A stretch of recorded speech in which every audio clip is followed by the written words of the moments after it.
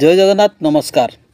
आसतु नजर पकेबा मयूरभंज जिलार आज top news update कौन कौन सब रही किंतु पूर्व आपण मान गोटे अनुरोध वीडियोटी को संपूर्ण देखंतु आ जो मैंने प्रथम कर चैनल को आछंती सब्सक्राइब करंतु जाफल प्रत्येक नूतन वीडियो नोटिफिकेशन आपण सर्वप्रथम पाई परिबे। आज प्रथम खबर लघु खनिज संपदर भरपूर मयूरभंज जिले में वार्षिक राजस्व आदाय उत्साहजनक हो पारुनी। लगातार 4 वर्ष धरी धार्य लक्ष्य ठारू बहु पछरे रहुछि ओडिशार ए बृहत्तम जिला। राजस्व मंत्री सुधा मारानी निज जिले में राजस्व विभाग खराब प्रदर्शन पर मध्य चिंतार कारण हो पड़ी। जिला राजस्व विभाग सूचना अनुसार 2023-24 आर्थिक वर्ष में 40 कोटी 24 लक्ष 80 हजार टंका राजस्व आदाय लक्ष्य धार्य होता बेले आर्थिक वर्ष शेष बेलू आ मात्र 10 दिन बाकी थिबा बेले एजाए 30 कोटी 20 लक्ष 40 हजार टंका आदाय होइछि। अर्थात धार्य लक्ष्य ठारू आहुरी 10 कोटी पछरे रही राजस्व आदाय पूरा अबकारी कल एवं निर्वाचन परिचालना लगिथबारु आउ 10 दिन में राजस्व आदाय संग्रह विशेष किसी परिवर्तन होला बेले लागुनी।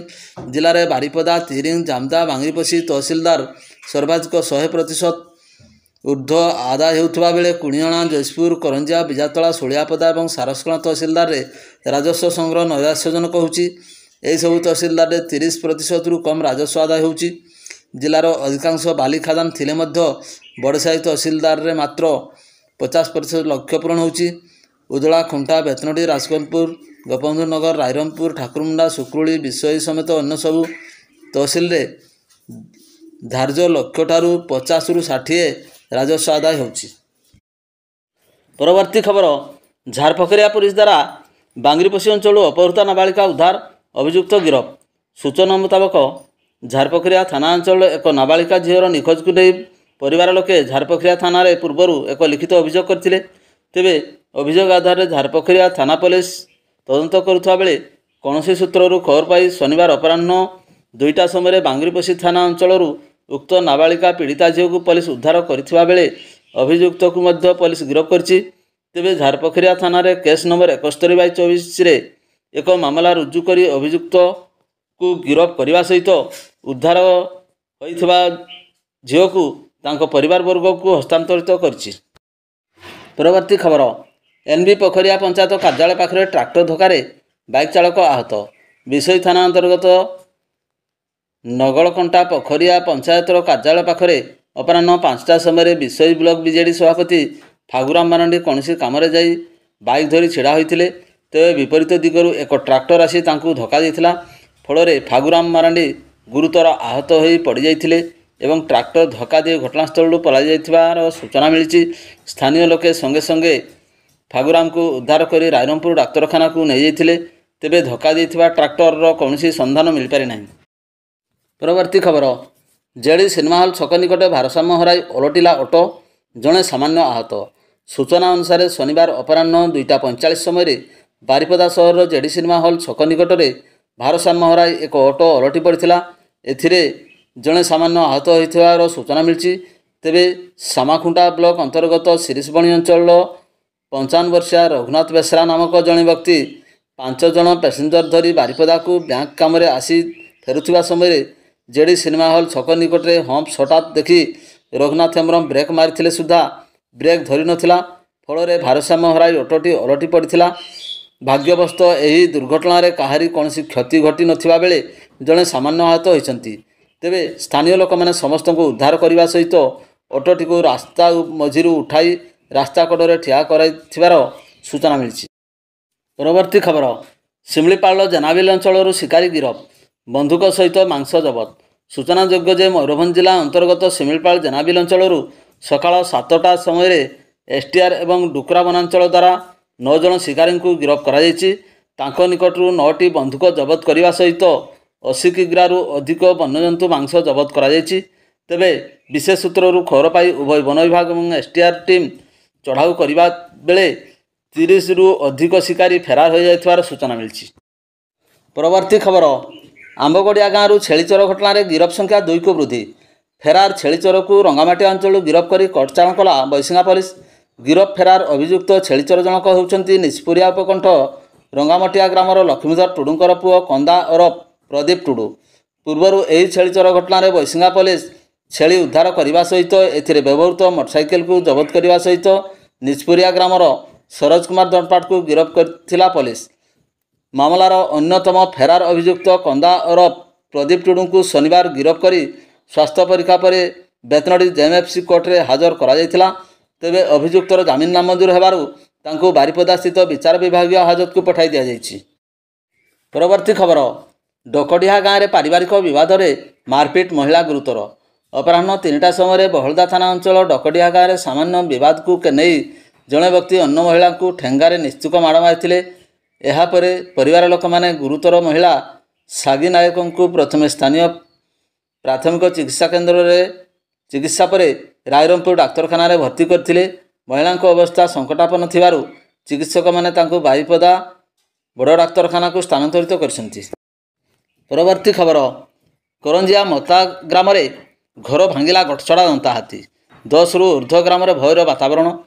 କରଞ୍ଜିଆ ବନଖଣ୍ଡ ଅଧୀନ ଦୁଧିଆଣୀ ବନାଞ୍ଚଳର ମତା ଗ୍ରାମରେ ଏକ ଗଠଛଡ଼ା ଦନ୍ତା ହାତୀ ରାଜୁ ନାୟକଙ୍କର ଘର ପ୍ରାୟ 4 ଘଟିକା ସମୟରେ ଭାଙ୍ଗିଥିବା ବନାଞ୍ଚଳ ଅଧିକାରୀ ପ୍ରଦୀପ କୁମାର ପୃଷ୍ଟି ସନ୍ଧ୍ୟା 6 ଘଟିକା ସମୟରେ ଗଣମାଧ୍ୟମ ପ୍ରତିନିଧିଙ୍କୁ ସୂଚନା ଦେଇଛନ୍ତି। ଏହି ଗଟଛଡ଼ା ହାତୀ ସନ୍ଧ୍ୟା ସମୟରେ ନିକଟସ୍ଥ ଜଙ୍ଗଲରେ ଡେରା ପକାଉଛି, ଯାହାଦ୍ୱାରା ଅଞ୍ଚଳର ମତା, ଡୁମରିଆ, ବିଉଁରିଆ ସମେତ 10ରୁ ଉର୍ଦ୍ଧ୍ୱ ଗ୍ରାମରେ ଭୟର ବାତାବରଣ ଦେଖିବାକୁ ମିଳିଛି। ଲୋକେ ଆତଙ୍କିତ ଅବସ୍ଥାରେ ଥିବା ଜଣାଯାଇଛି। ପରବର୍ତ୍ତୀ ଖବର, ବୈଶିଙ୍ଗା ଥାନା ଅଧୀନ ଧନପାଳ ଗ୍ରାମରେ ନିଜ ଶ୍ୱଶୁର ଘରକୁ ବୁଲିବାକୁ ଆସିଥିବା ଜଣେ ଯୁବକ ଆକ୍ରମଣ ଏବଂ ଲୁଟ୍ର ଶିକାର ହୋଇଛନ୍ତି। ସୂଚନା ଅନୁଯାୟୀ ବଡ଼ସାହି ଅଞ୍ଚଳର ଶ୍ରୀମାନ ସିଂ ନିଜ ଶ୍ୱଶୁର ଘର ଧନପାଳ ଗ୍ରାମକୁ ବୁଲିବାକୁ ଆସିଥିବା ବେଳେ ତାଙ୍କ ସମ୍ପର୍କୀୟ ଶଳା ଶିବ ସିଂ ଓ ସହଯୋଗୀ ସପନ ସିଂ ତାଙ୍କୁ ଏକ ନିଛାଟିଆ ସ୍ଥାନକୁ ଡାକି ନେଇଥିଲେ। ଚିହ୍ନା ପରିଚୟ ଥିବାରୁ ଶ୍ରୀମାନ ସେମାନଙ୍କ ସହ ବିଶ୍ୱାସର ସହ ଚାଲିଯାଇଥିଲେ। ତେବେ ଏକ ନିଛାଟିଆ ସ୍ଥାନରେ ଉଭୟ ଶ୍ରୀମାନଙ୍କୁ ମାଡ଼ ମାରିବା ସହ ହାତଗୋଡ଼ ବାନ୍ଧି ପକାଇ ତାଙ୍କ ମୋବାଇଲ ଏବଂ ପାଖରେ ଥିବା 5,000 ଟଙ୍କା ଛଡ଼ାଇ ନେଇଥିଲେ। ଏନେଇ ଥାନାରେ ଅଭିଯୋଗ ପରେ ବୈଶିଙ୍ଗା ପୁଲିସ 73/2024ରେ ମାମଲା ରୁଜୁ କରି ମୁଖ୍ୟ ଅଭିଯୁକ୍ତ ସପନକୁ ଗିରଫ କରିଛି। ଅନ୍ୟତମ ଅଭିଯୁକ୍ତ ଶିବ ଫେରାର ଅଛି। ପରବର୍ତ୍ତୀ ଖବର, ଗୋପବନ୍ଧୁ ନଗର ବ୍ଲକ ପୁରୁଣା ବାରିପଦା ପଞ୍ଚାୟତ ଖଡ଼ିକାପଦା ଗ୍ରାମରେ ଜଣେ ମହିଳାଙ୍କୁ ଶାଶୁଘର ଲୋକ ନିଆଁ ଲଗାଇ ପୋଡ଼ି ମାରିଦେବାକୁ ଉଦ୍ୟମ କରିଥିବା ଖୁଣ୍ଟା ଥାନାରେ ଅଭିଯୋଗ ହୋଇଛି। ସୂଚନା ଅନୁଯାୟୀ ଉଧଳା ଅଞ୍ଚଳ ରବୀନ୍ଦ୍ର ମୁଖୀଙ୍କ ଝିଅ ସବିତା ଖୁଣ୍ଟା ଥାନା ଖଡ଼ିକାପଦା ଗ୍ରାମର ପ୍ରଦୀପ ମୁଖୀ ବର୍ଷ ତଳେ ବିବାହ କରିଥିଲେ। ବିବାହ ସମୟରେ ଶାଶୁଘର ଦାବି ମୁତାବକ ସମସ୍ତ ଯୌତୁକ ଦିଆଯାଇଥିଲା। ମାତ୍ର ପରବର୍ତ୍ତୀ ସମୟରେ ଅଧିକ ଯୌତୁକ ଦାବି କରିଥିଲେ ଶାଶୁଘର ଲୋକେ।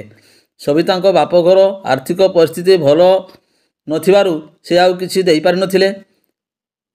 ଏହା ପରଠୁ ସବିତାଙ୍କୁ ଶାରୀରିକ ନିର୍ଯାତନା ଦିଆଯାଇଥିଲା ବୋଲି ଅଭିଯୋଗରେ ଦର୍ଶାଯାଇଛି।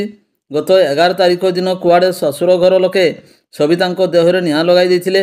ତାଙ୍କୁ ଅର୍ଦ୍ଧଦଗ୍ଧ ଅବସ୍ଥାରେ ପ୍ରଥମେ ଉଦଳା ଏବଂ ପରେ କଟକ ବଡ଼ ଡାକ୍ତରଖାନାକୁ ସ୍ଥାନାନ୍ତରିତ କରାଯାଇଛି। ସବିତା ଏବେ ମୃତ ସହ ସଂଗ୍ରାମ କରୁଛି।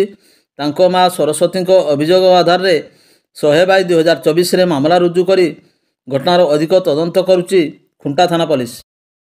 ପରବର୍ତ୍ତୀ ଖବର, ମୟୂରଭଞ୍ଜ ଜିଲ୍ଲା ବାରିପଦା ସଦର ଥାନା ଅଞ୍ଚଳର ଜଣେ ନାବାଳିକାଙ୍କ ସହ ଦୁଷ୍କର୍ମ ମାମଲାର ଶୁଣାଣି କରିଛନ୍ତି ବାରିପଦା ଅତିରିକ୍ତ ଜିଲ୍ଲା ଦୌର ଜଜ୍ ତଥା ଫାଷ୍ଟ ଟ୍ରାକ୍ କୋର୍ଟ ଜଜ୍ ସନ୍ତୋଷ କୁମାର ନାୟକ। ସମସ୍ତ ସାକ୍ଷ୍ୟ ପ୍ରମାଣକୁ ଆଧାର କରି ମହାଦେବ ସିଂ ବୟସ 40 ବର୍ଷକୁ ଦୋଷୀ ସାବ୍ୟସ୍ତ କରିବା ସହ 20 ବର୍ଷ ଜେଲ ଦଣ୍ଡାଦେଶ ପ୍ରଦାନ କରିଛନ୍ତି। ଏଥିସହ 10,000 ଟଙ୍କା ଜରିମାନା, ଏହି ଅର୍ଥ ଅନାଦାୟର ଅଧିକ 3 ମାସ ଜେଲ ଦଣ୍ଡ ଭୋଗିବାକୁ ନିର୍ଦ୍ଦେଶ ଦେଇଛନ୍ତି। ପୀଡ଼ିତାଙ୍କୁ ତୁରନ୍ତ 4 ଲକ୍ଷ ଟଙ୍କା କ୍ଷତିପୂରଣ ରାଶି ପ୍ରଦାନ କରିବା ଏବଂ ଏହି ଅର୍ଥକୁ ଏକ ଜାତୀୟକରଣ ବ୍ୟାଙ୍କରେ 5 ବର୍ଷ ପାଇଁ ଜମା ରଖିବାକୁ ଆଇନ ସେବା ପ୍ରାଧିକରଣ କର୍ତ୍ତୃପକ୍ଷଙ୍କୁ ନିର୍ଦ୍ଦେଶ ଦେଇଛନ୍ତି। ଅଦାଲତ ସରକାରଙ୍କ ପକ୍ଷରୁ ସ୍ୱତନ୍ତ୍ର ପିପି ମନୋରଞ୍ଜନ ପଟ୍ଟନାୟକ ଏହି ମାମଲା ପରିଚାଳନା କରିଥିଲେ। ସୂଚନାଯୋଗ୍ୟ 2019 ଜୁନ 26 ତାରିଖରେ ନାବାଳିକା ଜଣକ ଏକୁଟିଆ ଥିବାର ସୁଯୋଗ ନେଇ ମହାଦେବ ତାଙ୍କ ସହ ବଳପୂର୍ବକ ଦୁଷ୍କର୍ମ କରିଥିଲେ। ପରବର୍ତ୍ତୀ ସମୟରେ ନାବାଳିକା ଜଣକ ପରିବାର ଲୋକଙ୍କୁ ଏ ଘଟଣା ସମ୍ପର୍କରେ ଜଣାଇବା ପରେ ଏନେଇ ବାରିପଦା ସଦର ଥାନାରେ 543 ନମ୍ବରରେ ମାମଲା ରୁଜୁ ହୋଇଥିଲା। ପୁଲିସ ଫେରାର ଅଭିଯୁକ୍ତ ମହାଦେବଙ୍କୁ ଗିରଫ କରି କୋର୍ଟ ଚାଲାଣ କରିଥିଲା। ସେଠାରୁ ମହାଦେବ ବାରିପଦା ସର୍କଲ ଜେଲରେ ବିଚାରଧୀନ ବନ୍ଦୀ ଭାବେ ରହି ଆସୁଥିଲା। ପରବର୍ତ୍ତୀ ଖବର, ଗତକାଲି ଭୋର ସମୟରେ 18 ନମ୍ବର ଜାତୀୟ ରାଜପଥର ବାଲିମୁଣ୍ଡୁଳି ଫାଟକ ନିକଟରେ ଯାତ୍ରୀବାହୀ ଅଟୋ ଏବଂ ବୋଲେରୋ ମଧ୍ୟରେ ଧକ୍କା ହୋଇ 5 ଜଣ ଆହତ ହୋଇଛନ୍ତି। ସୂଚନା ଅନୁଯାୟୀ ଅଡି 11U6018 ନମ୍ବର ବିଶିଷ୍ଟ ଅଟୋ ଯୋଗେ କୁଡ଼ିଅଣା ବ୍ଲକ ଗୌତମ ପଞ୍ଚାୟତର 4 ଜଣ ପରିବା ବ୍ୟବସାୟୀ ବାରିପଦା କଚେରୀ ମାର୍କେଟକୁ ଯାଉଥିଲା ବେଳେ ବିପରୀତ ଦିଗରୁ ଆସୁଥିବା ବୋଲେରୋ ଅଡି 11AB3321 ସହ ଧକ୍କା ହୋଇଥିଲା।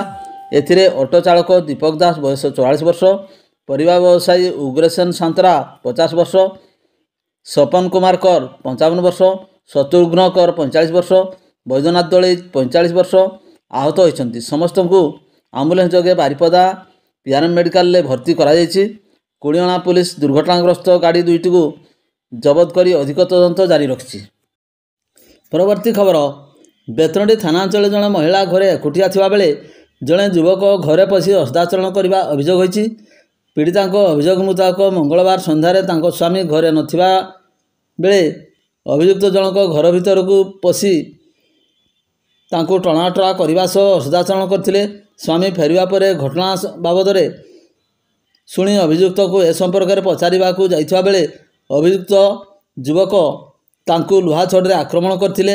ଏନେଇ ପୀଡ଼ିତାଙ୍କ ଅଭିଯୋଗ ପରେ ପୁଲିସ ମାମଲା ରୁଜୁ କରି ଅଧିକ ତଦନ୍ତ ଜାରି ରଖିଛି। ଭିଡ଼ିଓଟିକୁ ଶେଷ ପର୍ଯ୍ୟନ୍ତ ଦେଖିଥିବାରୁ ଅନେକ ଅନେକ ଧନ୍ୟବାଦ।